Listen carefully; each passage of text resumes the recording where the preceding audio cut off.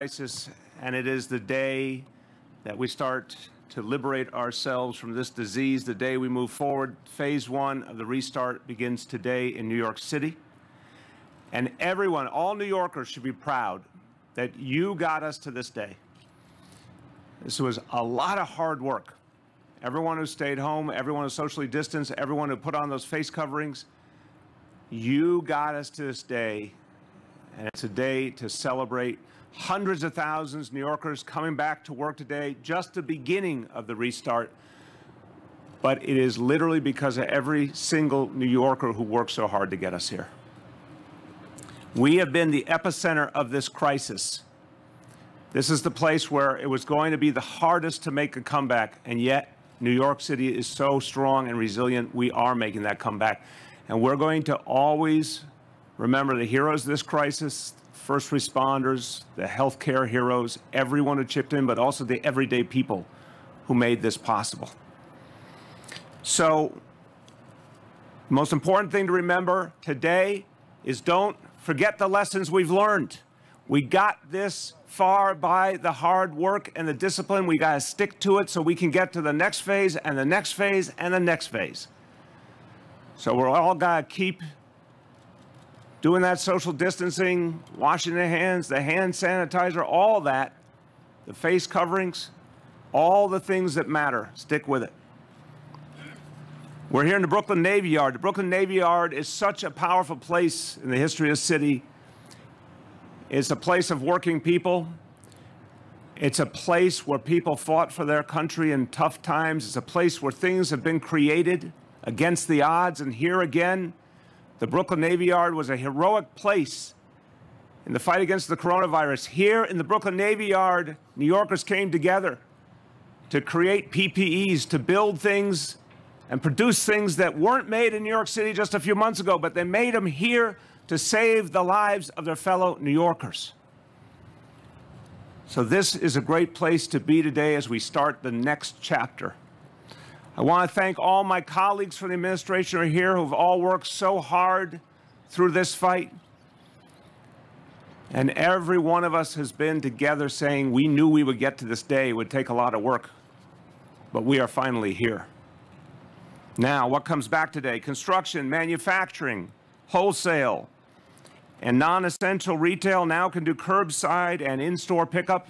And we're looking forward to the day in a few weeks when they can go back to their normal operations. Thousands of people are back to work here at the Brooklyn Navy Yard. This is a center of manufacturing, including some of the most dynamic companies in New York City right here. Thousands are coming back to work here today. And remember, hundreds of thousands of New Yorkers overall coming back today to work in the 5 boroughs. Now, as we begin the restart, it will not be business as usual. There's work to be done. We have to help businesses to do this right. We're not only going to do inspections and make sure they're doing the right thing, we're going to help them do the right thing with the free face coverings, with the guides, with the helplines. We're going to help make sure working people are safe, because nothing is more important than protecting the health and safety of New Yorkers. So for every working person coming back to work today, we will watch out for you. And if you see something wrong, we want to make sure it is addressed immediately. You're going to hear in a little bit from our Small Business Services Commissioner, Janelle Doris. He's going to talk about some of the measures we're taking to help businesses get back and get back strong. But we also know that for the economy to restart, people have to be able to get to those jobs. And this crisis has made that harder in so many ways. So we have some announcements today that I hope will start to lighten the burden and help move us forward and help move New Yorkers around easier and easier. First of all, I announced today 20 new miles of busways and bus lanes, 20 new miles. These 20 new miles of busways and bus lanes are going to help over 750,000 New Yorkers to get around more leisurely. 750,000 New Yorkers will have a faster way to work, more frequent service, less crowding. Look, more service equals less crowding equals more health and safety. That's what we want to achieve. There will be 5 new busways in New York City. Just like the success we've seen on 14th Street, Manhattan, we're going to add 5 new busways. They will be launching on an urgent basis. I want to see this happen as quickly as possible because we need the help now. Given the crisis we're in, we have to make it easier for people to get around. They will launch between June and October. It'll be a 1-year trial basis for each of these 5 new lines. If they go well, as we expect they will become permanent. Again, launching between June and October, starting this month with the first one, Main Street in Queens. And then on top of that, 4 new bus lanes with signage and markings to make it possible for those bus lanes to achieve the goals we've seen every time we expedite bus service. More and more people use the buses. More and more people feel it's the right way to go. They don't need their cars. They can take mass transit. And again, more frequency equals more safety too. These will be launching between June and August, starting this month on East 14th Street in Manhattan and 149th Street in the Bronx. And an important point, the 14th Street busway. This has been a success by every measure. I said we're going to do it. We're going to see if it works. We're going to see, do people ride the bus more? Does the bus go faster? Does it have any negative impact on the surrounding streets? And the jury is back. The answer is it is a clear success. We are making the 14th Street busway permanent. Now let's talk about another important way that people get around, the Staten Island Ferry. We are seeing ferry ridership increase. That's a good sign. That means people are going back to work. We expect it to rise more now as we go into phase 1. And so, starting this afternoon, there will be another increase in rush hour service on the Staten Island Ferry. The ferry will now be every 20 minutes in rush hour. We'll have social distance markers in place to show people where they can be on the ferry and have that proper distance from their fellow passengers. We will have hand sanitizer available for free, face coverings available for free. And as things come back more and more, we will add service to help serve the people of Staten Island. Now let's turn to the subways. We have been talking to the MTA now over the last week or two. A lot of forward motion. I thank the MTA for increasing the service and for realizing how important it is to do things like have hand sanitizer in every station. We want to see more and more support for people who are using the subways, want to see the same kind of markings, the same kind of distance markers to help people know where to be. But we're going to help the MTA. We are sending approximately 800 school safety agents who will be in stations, educating New Yorkers, giving out those free face coverings, helping people to feel comfortable when they take that subway ride that's going to be safe. And we're going to keep doing this work with the MTA throughout. Now, I've got a few other things to talk about, and I think we're trying to find the location of our commissioner because there was a little situation with his drive over. So what I'll do is I'll finish everything I got, and when he comes in, he's going to speak. Okay. Take a different topic now, one I always say brings up passion in New Yorkers, alternate side parking. We have obviously this incredibly important moment when we're restarting. We want to try and make things as easy as possible for people, so we are suspending alternate side parking for 2 more weeks. Alternate side parking is suspended today through Sunday, June 21st. We'll be reassessing in the meantime whether to bring it back or not. So there's a lot to do. There's a lot to do, but we are moving forward in this city. Everyone should be proud of the fact we're moving forward. Let's get this next part right so we can move forward even more. And this is an appropriate time to talk about our indicators and thresholds. And the news today is very good. So this is such an important day for the city. I'm happy to say we also have the health data to continue to give us hope that things are moving in the right direction. Let's go over the indicators today. First, the daily number of people admitted to hospitals for suspected COVID-19. That threshold again, 200 patients. We are well under it today at 67 patients. Second, daily number of people in health and hospitals ICUs That threshold is 375 today. A good number continues to go down, 326.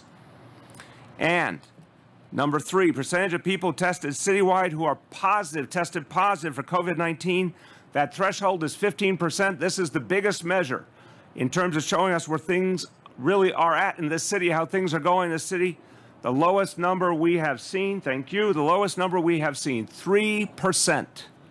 So that is a great, great sign. But again, we know that the reopening means more and more people will be close to each other. We need to get it right. So if we would like reopening, we got to stick with it and make sure we do it right so we can get to the next phase. Now, Commissioner, have you caught your breath? Or if you need another moment, I'll do the Spanish first. Please do the Spanish. I'm going to do the Spanish first. We'll get a little bit creative in our ordering here. A few words in Spanish, then we'll go to Commissioner Janelle Dorris of Small Business Services. Aunque hemos pasado por momentos difíciles, los neoyorquinos deben celebrar porque llegamos a la primera fase. Usar máscaras y mantener la distancia, todos sus esfuerzos están dando fruto. No podemos bajar la guardia ahora. Tenemos que seguir fase por fase hasta vencer a este virus. With that, to tell us about the support that the city will provide to our businesses as they get started, and we are going to be hand in hand with them to make sure this restart goes well, Commissioner of Small Business Services, Janelle Dorris. Thank you, sir. Good morning, everyone. Before I begin, just want to take a moment to thank the brave women and men who've been on the front lines helping us to get to this point. Our nurses, our doctors, our first responders, our healthcare professionals, and certainly our small businesses who have been essential to this process. Our small businesses are tough and they are resilient, and we are excited for this day. This is a day we've been waiting for. As businesses reopen, SBS is here to provide the resources and services that they need. We have instituted a hotline that is critical for our small businesses. If you have questions and need one-on-one assistance, call our Restart hotline at 888-SBS4-NYC. That's 888-727-4692. Since launching this hotline on Friday, we have had over 500 businesses call in with multiple issues, and we've been able to resolve for them. So please, if you need assistance, call our hotline at 888-727-4692. If you need face coverings for yourself and your employees, you can visit us at nyc.gov/business.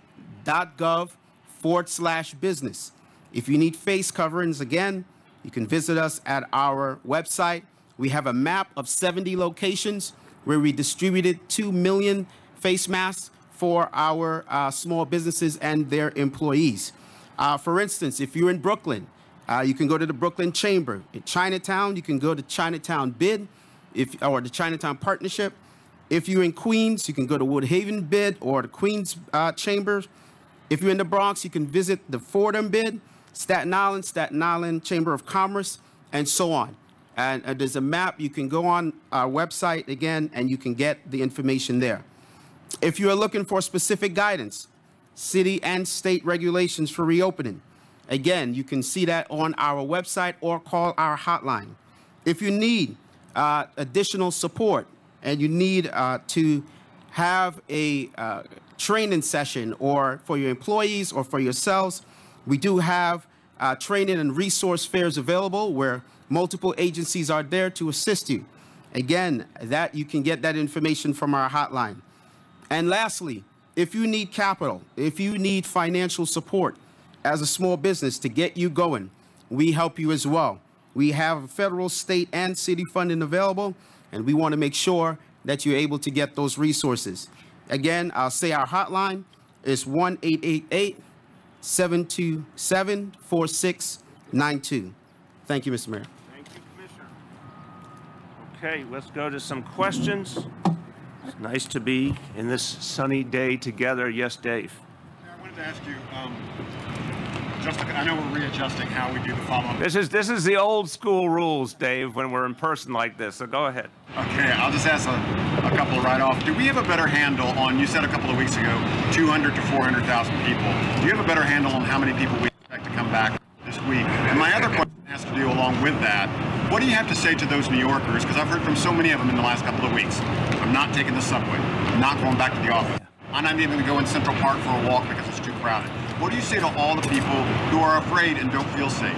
Yeah, no, Dave, it's a very important question. Let me come to that one because I think that's the big question. But on the immediate point, I'm looking at Vicky, I'm looking at Janelle. I don't have a better number than that 200 to 400 range yet, but I think we're going to get it in the first days as we see who actually makes the decision now that it's real.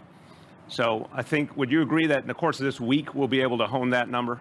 They're nodding behind their masks. That's a yes. Dave, the big question, so first of all, everybody has to make their own choice, and we respect that, right? People have to find their way. This is an absolutely unprecedented moment in history. I think New Yorkers are very pragmatic, very resilient. What they're going to do is watch. And as they see things working, more and more people will come out. And if they don't see things working well enough or the disease reasserts, they're going to be more cautious, and that obviously is understandable. We want those who can work from home to keep working from home, obviously. But folks who now have the opportunity to go back to work, what I want to do is maximize the chances that they can feel comfortable on mass transit working closely with the MTA. The cleaning has helped a lot on the subways. We want to see all these other measures move, the free face masks, the personnel there to help make sure there's not too much crowding. The things we're putting in on the Staten Island ferry, for example, the bus lanes, the busways. The hope is all of this encourages people to feel safe on mass transit. And the frequency, Dave, is crucial because if there's more and more trains and buses, people will be able to spread out more. But I think it's going to be a day-by-day thing, like everything else in life.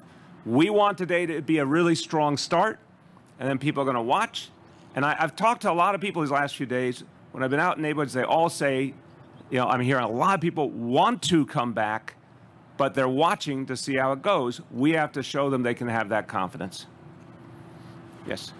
Mr. Mayor, I know you said people are going to make their own choice. With regards to the subway, I'm just wondering, you've been pushing for social distancing measures. The MTA is saying they're not going to do it. It's not possible. They're not even going to try.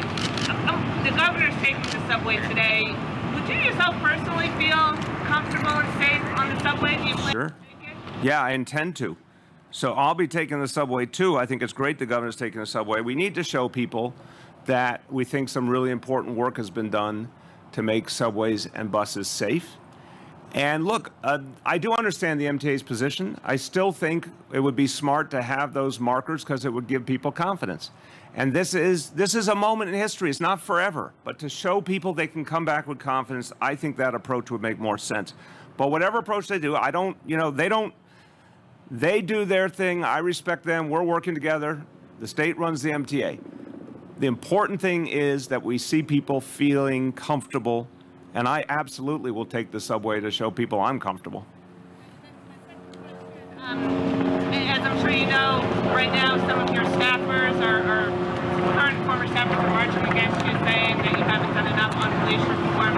I know you spoke to your staff yesterday and talked about some of the concerns that you have. Can you just kind of respond to their claims that you haven't done enough and talk a little bit about what you told them? Look, there's a very big difference between former staff and current staff. Current staff, we had a good conversation yesterday, and I intend to spend time with staff. I want to hear their concerns. I want us all to work together. This administration has incessantly been doing the work of police reform. That's one of the things we came here to do. I don't want people to forget things like the fact we have the lowest incarceration since World War II in New York City, or that we had 180,000 fewer arrests last year compared to the last year of Bloomberg, and we got safer. I don't want people to forget those really foundational changes that have been made, but we have to do a lot more. Anyone who says they want to see police discipline move more quickly, they're right. Anyone who says we need 50A repealed in Albany, they're right, and I think it's going to happen in the next day or two. We've got work to do. There's no question. And I said to my team, we're going to do that work. For a year and a half, we're going to do it with incredible energy because we've got more to do in this city. And I think everyone will work together to do that. Gersh. Mayor, the busway announcement is significant, but it's about a third of what the MTA requested. Was the MTA asking for just too much, or is it too much for you to do it right now in the short term? Yeah, Gersh, look, I'm someone who likes to see progress and celebrate progress and then keep making more progress. So my attitude is this is a major step. The fact that we have proven in a way that you know the history probably better than me. I don't think a busway like 14th Street was successfully achieved previously in city history. Maybe I don't know my facts, but I think I'm right. The fact that today we're saying 14th Street is now permanent, 5 more coming in, it is the beginning of something really positive. Obviously, between the busways, the select bus service, all these approaches have been working, and that opens the door to a very positive future for New York City. And this is a great time to do it because we've got to give people confidence to come back to mass transit. So we're going to do everything we can do, but we're always going to tell you what we think we can do right now. And then as we see the next opportunity to do more, we'll, of course, do more. You said Main Street is the first one. Do we know the other 4? Yeah. Do you have a press release? Do they give you press releases? Do you have an email? Gersh, read your email, man. Stop baking so much and read your email. Main Street, Queens, Jamaica Avenue, Queens, 5th Avenue, Manhattan for a section of 5th Avenue, J Street, Brooklyn, 181st Street, Manhattan. Yes. I know today's phase 1, but do we have any update as to how those refrigeration trucks that are at every hospital, are they still there? Is there any plan in place right now to send them back? And I asked that question. Yeah, the phase 1 is the beginning of something very new. Everything is now going to be reassessed. I don't have an answer for you, but we'll get you one immediately. My impression, of course, thank God, is that the need has changed because, thank God, more and more people are healthy, fewer and fewer lives are being lost. But we want to get things normal as quickly as possible. We'll get you that update. In regards to phase 1, a lot of these stores opening up. The looting that happened last week in a lot of the damage. The what had happened? Okay. How is that affecting, if at all, phase 1? I don't think it is. I think there are stores like the ones I visited in the Bronx that have a lot of work to do to come back, and we're going to help them. Commissioner Doris has met with the small business owners in the Bronx, and we have a specific plan to get them direct grants and support. I think some of the bigger stores in Manhattan were very quick to come back. I spoke to the CEO of Macy's. He said, in fact, Macy's Herald Square had very little damage. They were able to deal with it immediately. And Macy's, as always, is being a great partner with the city. They want to really make this restart work. They are energetic about it. So my impression is it was, because we contained it with the curfew and the other actions, very minimal impact. It was horrible. We're not going to let it happen again, but very minimal impact in terms of phase 1. Go ahead, Gloria. Sorry, I want to follow up on Aaron's question. There are some former staffers, but there are also current staffers. So I guess I want to know specifically what you would say to current staff that is feeling maybe disillusioned, like this has been a really hard moment, and they're no longer confident that you will take the right direction in the time that is left. I know that was part of what you tried to address on that call yesterday, but some of those current ones are also marching today. So what do you... I don't know who is or who is not, as a matter of fact, literally as a matter of fact. I'd say to anyone, if they have a concern, I want to hear it, and I know the entire senior team wants to hear it. It's been a very tough week or 10 days, very painful, very emotional, a lot that we have to address. I still believe fundamentally, after 6.5 years of making steady change in the city, people should have faith about what we can do in the next year and a half in a transformative moment in our history. So I reach out a hand to anyone who wants to do that work together.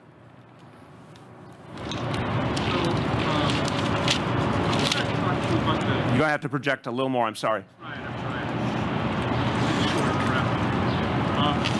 2006, CCRB specifically cited then Deputy Chief Monahan for his involvement in the 2004 RNC, and the issue was over police mass protests.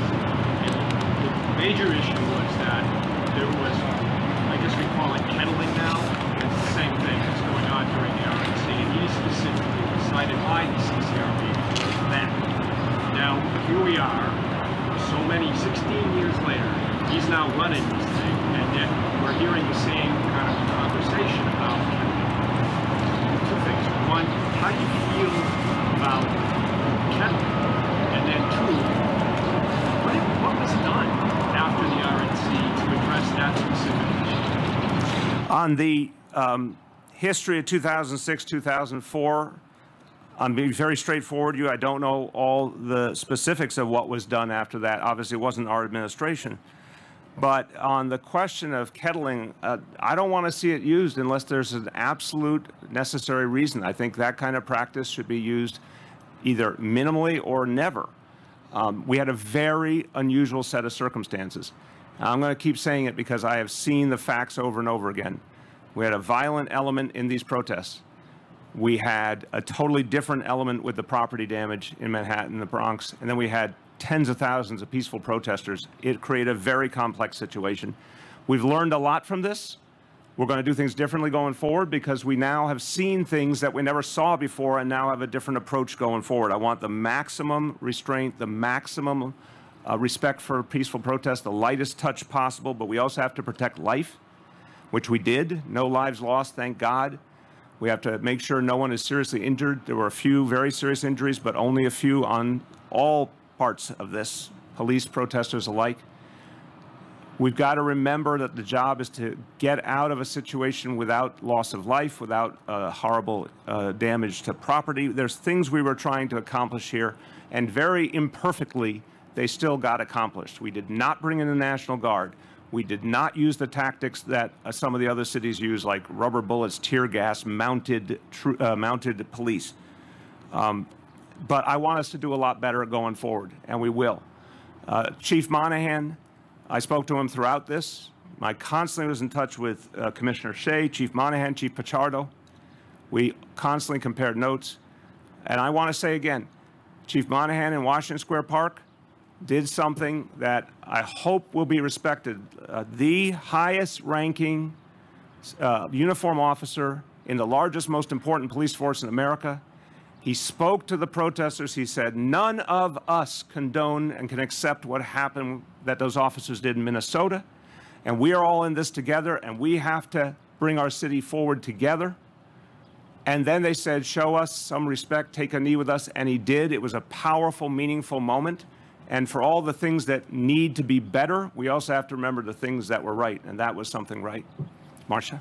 Mr. Mayor, this is the first time since you've been mayor that you've decided to cut the police department budget to defund it. I wonder if you can tell us how much money you're going to reallocate, what exactly is going to be reduced, and what exactly will you put the money towards? No. Specific. Yeah, they will. To be happening. And Marcia, I'm looking you in the eye, and the answer is no, not today. They will, because in the next 3 weeks, in negotiation with the City Council, we're going to decide the budget for this city. We are praying there's action on the stimulus in Washington. We're asking Albany to help give us a last resort with borrowing authority. All these questions up in the air. I'm not answering you today because we will do that as a part of negotiation. And many members of the City Council, as well as the protesters, have called for a $1 billion cut. Again, Marcia, no, it is not. No, no. But something substantial, yes, and that will be subject to negotiation. And the first thing I want to see it go to is youth programs. But do you think that the $1 billion number in their mind is not good for the NYPD? Again, I'm not in anybody else's mind. I respect everyone.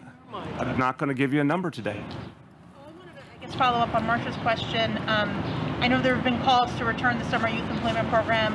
And then secondly, I know you and Commissioner Shea have kind of made separate appearances since yesterday, since your announcement yesterday. If you want to maybe talk, not private discussions, but what your conversations have been like with the commissioner. I could imagine someone hearing that their agency's budget is going to be cut. I don't know what that conversation is like. So what you can tell us. Sure. Commissioner and I talk all the time. Remember, this is someone I've been working very closely with since 2014. And I have immense respect for him. We have a constant ongoing dialogue. Of course, there's no commissioner here would like to hear that their budgets might be cut. And there's the deep fear, Katie, that everyone's budget is about to be cut if we don't get the stimulus. But the commissioner said publicly since then that if there's one place he would want to see money go if it came out of his budget, it would be for youth programs. He said that publicly, and that shows the caliber of the man, that he believes in a focus on youth. He said it months ago before all this happened. You know, it was a focal point of my State of the City that we're reorienting policing towards youth. We wanted to get more and more activity for youth. With the City Council, we're We're going to find a way to address the needs of youth this summer. We don't have it yet. We have to figure it out in the next few weeks. Obviously, Katie, it is absolutely dependent on the healthcare situation, and I'm knocking wood, I'm praying that we come through okay. But the council and people all over the city want to see more for our young people. In April, we didn't know what would be possible at all. We thought things were going to get a lot worse. Now there's more possibility. We're going to figure that out with them. I have a question for Dr. Barbeau. We've had, say, 13 days of non-social distancing, of people coming together, thousands of people. I don't think it's been 13 days, respectfully, but continue. You're talking about the protests. About that. I don't think it's about that. I think it's been 10 days, but go ahead. 10 days is pretty good. Usually the incubation period for COVID-19 is like 2-3 days. People start coming down with sickness. What's going on here? A lot of people are out there saying, well, look at all these people gathering.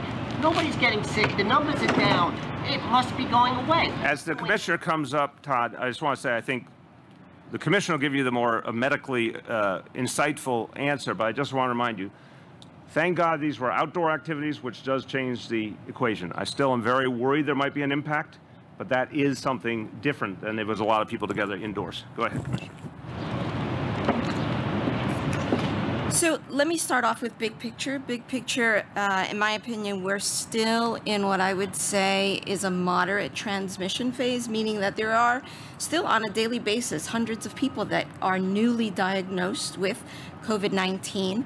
And in addition to that sort of big picture framing, we still need New Yorkers to wear face coverings consistently. When individuals are outdoors, they have more sort of flexibility to have more space between them. We want to encourage individuals to continue having the 6 feet distance. We want to remind New Yorkers of the importance of using alcohol-based hand sanitizer. And so when we have individuals that are outdoors in protests, we need every single one of them to ensure that they continue wearing their face coverings. We, on a daily basis, monitor data that comes to us from each of the emergency departments around the city. And to date, thankfully, we have not seen any specific or significant spikes in the number of people that are visiting the emergency departments for COVID-like illness, but we are paying really close attention to that. And just to sort of build on something that the mayor said with regards to, this first phase of the restart, we want to be really clear that it's not, sort of lifting back to the way things were. We still, even when individuals are going for the curbside service, need for them to wear face coverings consistently, to use the hand sanitizers consistently, and to remember that if they are an individual who falls into the high-risk categories, we need them to limit their activities. We want them to stay as much indoors as possible. And similarly, for those individuals who do go outside and they do have someone at home with one of those high-risk conditions, to remember that really sort of clear and dare I say militant adherence to hand washing is really what's going to continue to save lives. As the mayor has said at every press conference where we've been together, this is New Yorkers doing it for New Yorkers, and we need them to continue doing that. Who has not gone? Yes. The MTA had asked the city to flood the subways with NYPD. I think in part they were saying for social distancing enforcement. You're sending school safety agents, which are a branch of the NYPD. Has anybody talked about doing social distancing, masks, reminding people about these things without a police option? It's not enforcement. I want to be very clear. It's education and giving out free face coverings. NYPD is not doing social distancing enforcement, period. School safety agents are trained to work with parents, work with kids. They have a different approach. They are not there to do enforcement. They are available, as you can imagine, because school is not in session. We need to send out people who can do this work. We're going to use all the civilians we can as well, but we're being stretched very thin all over. But it's not about enforcement. It's about free face coverings, education. just reminding people, if one car is crowded, go to the next car, that kind of thing. We think that will help. We think that that human presence, that communication helps, especially free face coverings. A lot of people mean to wear it, but they forget to bring it. We just want it to be there for them. Okay, who has not gone? Last call. Anyone who's not gone, not gone, not... Okay, last two then. Who have gone? You and then Gloria. I wanted to address the two officers in Brooklyn that were caught on tape. The one who had to pull down the mask and spray, the other pushed the woman. We're hearing charges filed. We haven't engaged in that. The second question I had was about the actual NYPD leadership. There's a lot of rumors over the last couple of days that there was going to be a big shakeup. Did you address that? Yeah, it's false. I've said it. I know Freddie said it on my behalf yesterday. I've said it multiple times this morning. I don't know how many times more to say it. False. Untrue. I don't know who's planting these rumors. They're wrong. We have a commissioner and a chief of department who are doing their job and doing it well in very tough circumstances. They also understand that we need to make more change in the NYPD, and that is what I'm expecting to see. As to anything being done by outside agencies, I'm not going to comment on that. I'm only going to say our NYPD is going to move forward on discipline wherever appropriate. So you heard last Friday that charges and a procedure is about to begin from the officers involved in that Lower East Side incident. You heard on Saturday about the two officers who were suspended, and now there will be a further proceeding with them internally. The supervising officer who has been transferred, also there's going to be a further proceeding. Anytime that has to happen, it will happen. But I'm not going to comment on other agencies. Go ahead, Gloria. I want to ask you just two last questions on police-related stuff. Yep.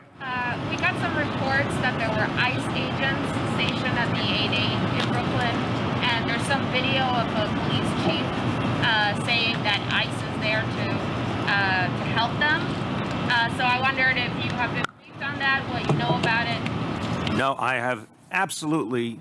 I would not let ICE agents anywhere in an official capacity in New York City except for what they're allowed to do on their own.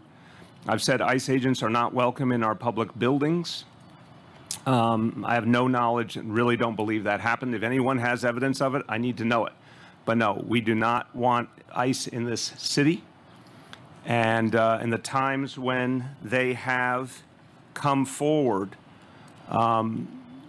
trying to get into a city building, for example, they've been told only if they have warrants and the law department approves it. So we've been pretty consistent about that. Sort of a follow-up on Greg, and we know that out of the mass arrests at the RNC came many lawsuits and millions of dollars which the city had to settle. We've seen some similar incidents this time around, people being detained for longer than 24 hours. There was the possibility of that lawsuit over the weekend by NYCLU and others. I know they pulled that back, but are you looking at that at all? Have you been briefed? Have you been told about problems that people had in terms of due process? I heard that there were... Yeah, the liability issue, I cannot speak to effectively. I have not heard anything from the law department on that. I can only say about the human reality and what we're trying to achieve here.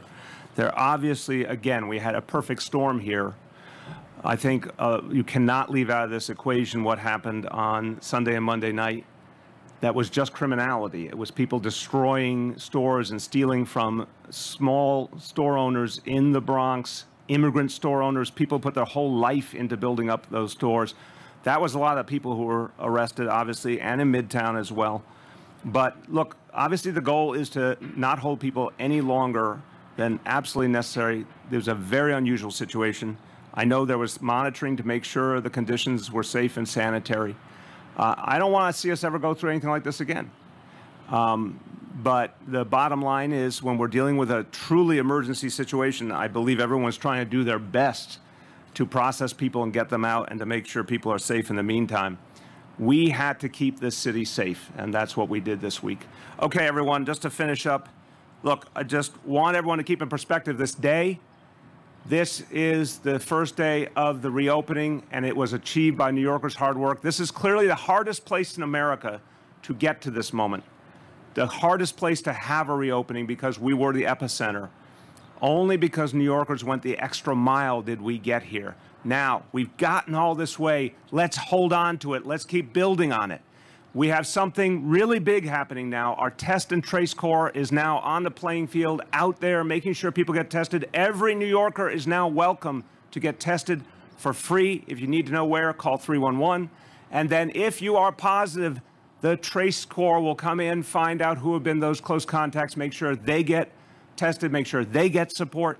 So we're going to be really aggressive about fighting back this disease so we can get to phase 2, phase 3, phase 4. I have confidence we can do it.